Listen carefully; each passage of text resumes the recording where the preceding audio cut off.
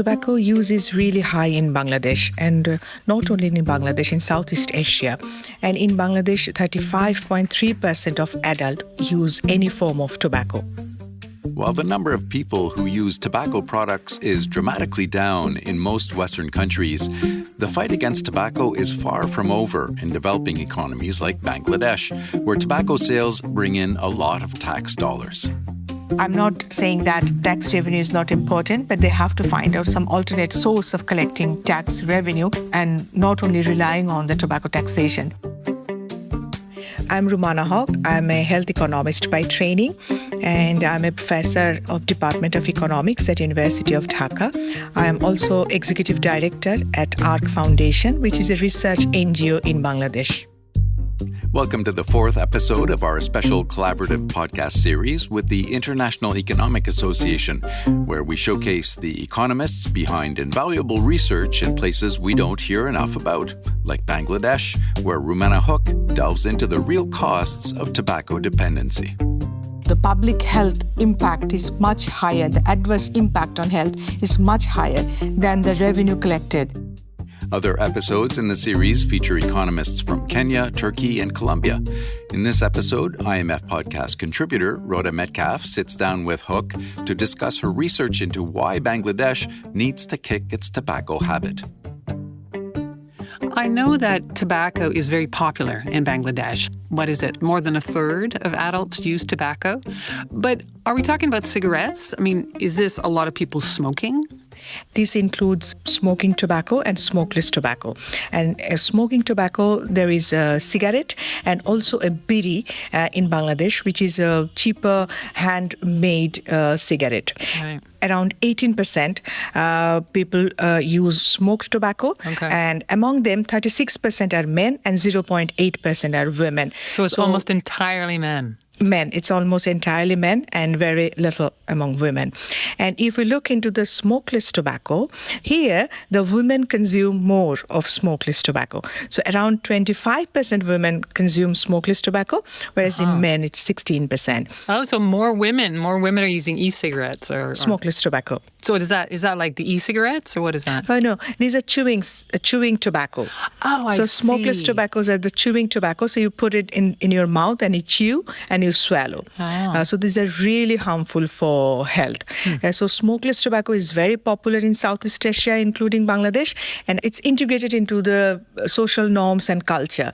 Like in a wedding or in any event, you will have smokeless tobacco served after the meal. So it's very common. So what's the cost of all this tobacco use, both to the individual and to the country in terms of public health costs and so on? Do you have a sense of that? Yes, this is really costly. And again, one study was done in 2018 that shows that tobacco-related illness cost 30,000 crore taka. It's in Bangladeshi taka, whereas the tax collected from the tobacco products were 22,000 crore Bangladeshi taka. Oh, that's interesting. So the cost was much higher than the revenue collected from the tobacco products. Right. And approximately per month, one person spends $14 for buying cigarettes and around approximately $5 for buying bidi. Is that a lot for the average person? If we consider the price of the products, in reality, the price is really cheap, but the income of the population is also low in Bangladesh. And a large portion of their income is spent for buying these harmful products. And it's one of the greatest risk factors for non-communicable disease. We have to bear the cost of treating those diseases, including cancer, diabetes, hypertension, oral cancer. In Bangladesh, every year, 161,000 people die due to tobacco consumption. So I guess the big question is, what's the solution? How can you get people to smoke less, to use less of this, chewing tobacco? I know that you've tried to use economic tools to search for these solutions. Where have you focused your attention, taking this from an economic perspective?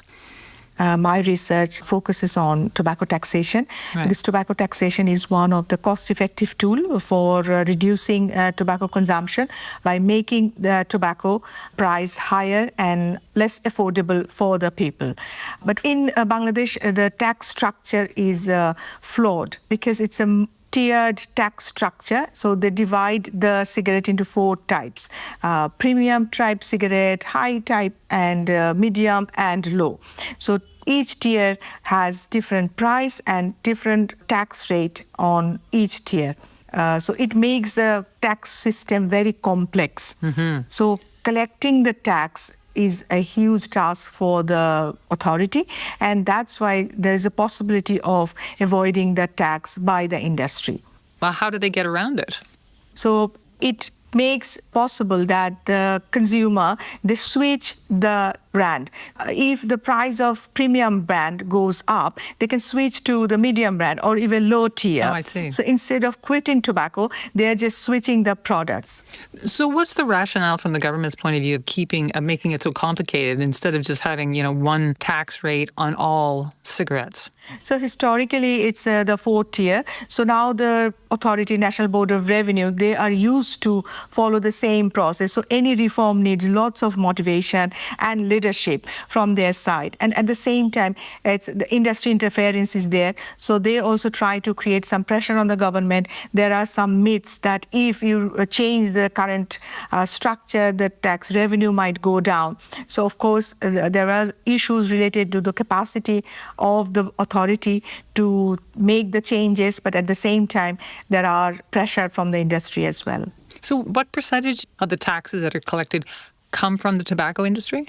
So the tax revenue that National Board of Revenue collects contribute around 9 to 11% of that tax revenue. That's but there are significant. other sources of revenue as well. Government collects fees and other. But for the tax revenue, around 9 to 11% of the tax revenue comes from the tobacco industry.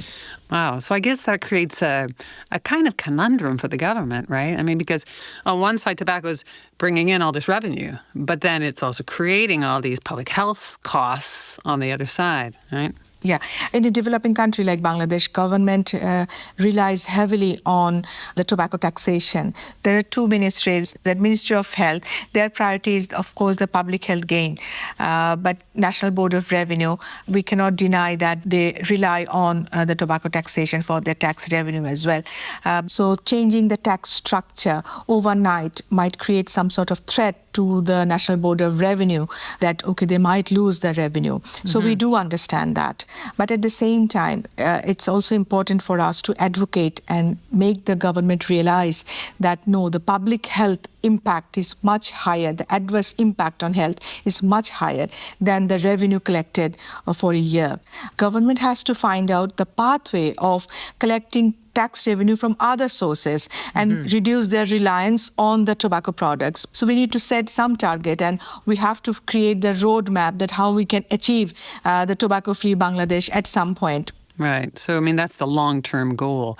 But I can see how in the short term, raising tobacco taxes has the advantage of, working both sides of the equation. And you're discouraging tobacco use by making it more expensive while keeping that tax revenue flowing. And I know that some of your research has focused on debunking some of the arguments that the tobacco industry has raised against tobacco taxes. Can you tell me about that?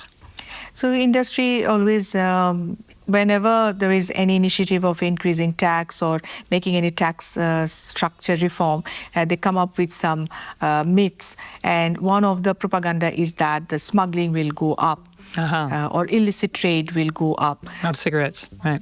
But there is evidence that the tobacco price in the neighboring countries is higher than the tobacco price in Bangladesh. So there is no reason of smuggling high-priced tobacco products from neighboring countries.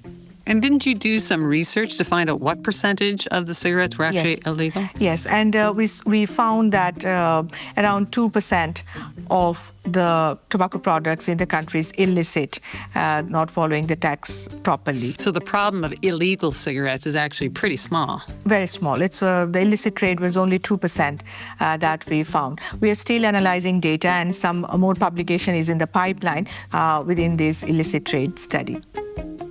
How do you conduct a study like that? How do you find out what percentage of cigarettes being sold in a particular area is actually illegal versus legal? Yeah, so there are different methods. One of is pack analysis. So you can collect the cigarette packets from the vendors, or you can collect from, the trash from the street. Well, that's interesting, though. You're like, how do you do that? You actually send people in to go through the trash and to ask them for, can you give us all of your packets, or how does that work? Yes, so we can collect those from the consumer, and we can request them to give it back to us, or we can ask the vendors who are selling the single stick cigarettes to keep those packets, and we can collect from the vendors, point of sale vendors as well. But we need the packets which are not torn and which are like intact. A certain percentage of the packet should have the health warning and pictorial warning. So you can also check in the packet that whether the barcode is there, QR code is there, as per the country rule. Right. Sounds very labor intensive trying to gather all this stuff. Yes. You need the experts as well, the training that how you check those packages as well. So is your research having any impact on government policy? I mean, is this an issue that the governments care about? Thank you. That's a very good question. So when we first did a study on the children, school children at year 5, the study was done in 2015-16, and we checked their saliva, and we found that 95% of the children are exposed to secondhand smoke in Bangladesh. You could see that in their saliva that they were being exposed. Yes.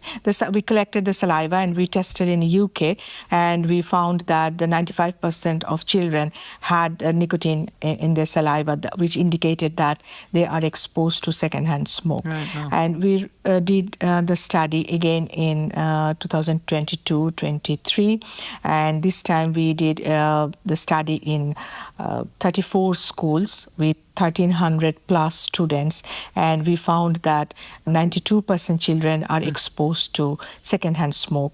So this is really alarming, though there are policy for banning smoking in public places. Due to the weak implementation of the policy, people do smoke in public places, and children are exposed to those secondhand smoke. And there is no law that can reduce the smoking at home. So children are still exposed to secondhand smoke at home as well. Was the government interested in this study? Did you get some reaction to it? Yes. So this study was publicized in national newspapers, and the tobacco control advocates really used the information in different platforms, and it was hugely discussed that how we can reduce the secondhand smoke exposure, especially to children and women. And for that, we have to strengthen the law, and the definition of public place has been strengthened now. It is in the current version of the law, which are the public places that has been clearly defined, and more examples have been included. So I believe that the study we did definitely triggered the discussion in different platforms for strengthening the law to ban the smoking in public places and defining the public places more robustly. Wow. I'm just kind of curious, why have you focused so much research on tobacco? I mean, why do you care about this issue? Yeah, when I was young, my uncle and my father both were smokers, and at the time I really did not like the smell, and I really felt that, I wish my father quit smoking. And then when I was growing up, I found that my father really got a nasty cough. And when he went to visit a doctor, and doctor said that you have to quit smoking, otherwise, this cough and your lung condition will not be improved. So I think my father took it very seriously, and he realized that how it's impacting his health. And also he realized that he doesn't want his children to follow him and be a smoker in future. Right. Especially my brother was also very young at that time. So considering these two, I think he quitted smoking. And later on, I think in my family, there was none who smoked. And I really feel good that my home atmosphere is really tobacco smoke-free, which is really nice. Yeah, that's a great thing. So I understand that later, when you were in university, that's when you actually started researching this issue, right? So when I started my PhD in University of Leeds, UK, one of the senior lecturer at the time was Professor Kamran Siddiqui. So he first involved me in a small-scale study on smokeless tobacco. And then he also encouraged me to work with him on tobacco cessation. So that was back in 2012. 13. So I really found the massive negative health impact of tobacco and the economic burden of tobacco consumption, and also how the tobacco industry is manipulating the entire landscape of policymaking. And I felt that if I can generate evidence of what intervention really works in low resource settings and how tobacco taxation can be implemented properly to reduce tobacco consumption, how the pricing mechanism and tobacco taxation tracking tracing system can be improved, and all these can really help to achieve public health gains. So that motivated me. Do you think that you've made any inroads into getting the government to consider making changes? Yes, we are encouraging the government to shift from ad valorem tax to the specific tax. So going from multiple taxes to a single tax. And this advocacy is going for some time. So at least now we can say that government understands that, yes, if we shift from ad valorem to the specific tax, the tax will not go down. We have been able to create some interest among the government to understand that how we can make the shift. And they also ask us to give the examples of which countries have gained from this shift, and they also requested us to provide some training also that how the shift can be made from ad valorem to specific tax. So what are you looking towards in terms of future research? Are there other questions that you really want to put to the test? Yes, my interest is mainly on non-communicable disease. So I'm still interested to look into the tobacco tax system, pricing of tobacco products, how we can make the pricing more motivational. Yeah, more motivational. Right. But beyond tobacco control, I think my interest also lies in other products which are also a threat for public health, like sugar-sweetened beverage. So my research interest also is now the tax system of sugar-sweetened beverage and this type of other products which are harmful for health. Wow, that's a really interesting issue. Rumana Huque, thank you so much for coming on the podcast today. We've really enjoyed having a chance to understand your research better. Thank you. Thank you for inviting me.